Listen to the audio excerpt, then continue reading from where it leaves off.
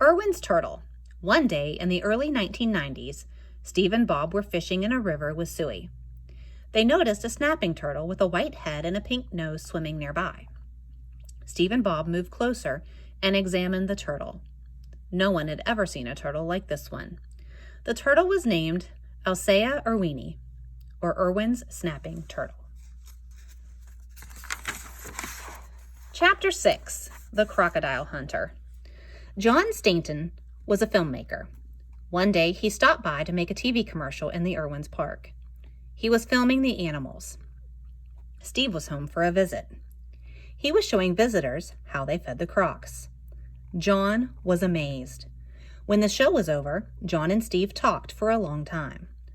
John asked what it was like catching crocs. Steve gave him some of the films he'd shot in the bush. John put the films away and made his commercial. When he took them out again, he couldn't believe what he was seeing. The croc was terrifying to John, but Steve didn't seem to mind at all. "Crikey," Steve was saying, "this little beauty sure is hungry."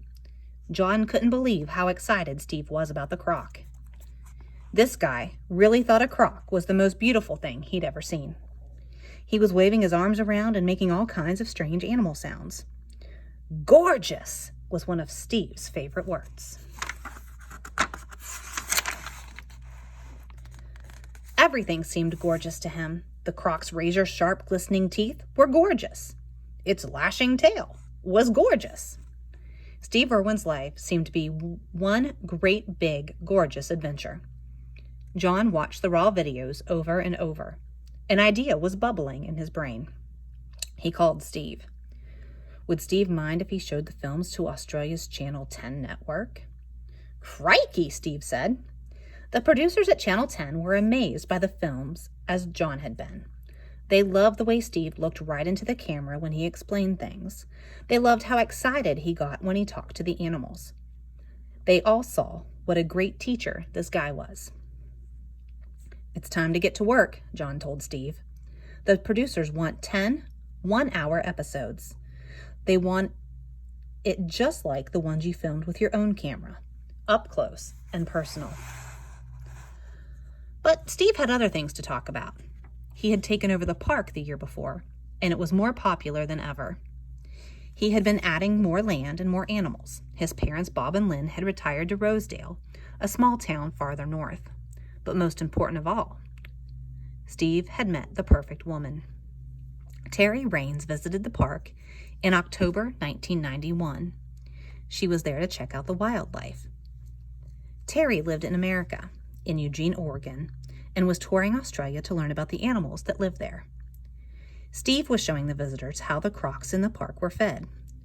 Terry was fascinated. Steve and Terry came from different worlds. Yet, as they talked, they realized their backgrounds were very similar. Like Lynn Irwin, Terry's father couldn't pass by an injured animal on the side of the road. Like Lynn, he'd care for them at home. When they were better, he'd release them into the wild. Terry loved animals as much as her father did. When she grew up, she started a clinic called Cougar Country that cared for injured wild bobcats and other animals. Steve and Terry talked so much that Suey began to bark and whine. Steve and Terry knew she was jealous and tried to comfort her. But Suey wasn't having it, at least at first. Terry left Australia shortly after meeting Steve, but she returned 4 months later. Soon Terry and Steve were talking about getting married. On June 4th, 1992, Steve married Terry in Eugene, Oregon. Then it was back to work. Steve was anxious to get started on the TV show. John was making plans. Everyone wanted Terry to be in it. It would be Steve and Terry. Terry and Steve. Terry wondered what she was getting into, but she was ready for anything. It was all so exciting. They'd be spending time in the bush. She'd learn about poisonous snakes. She'd help Steve capture a croc. They'd take Suey along. Suey and Terry were friends now. A honeymoon for the Irwins would have to wait.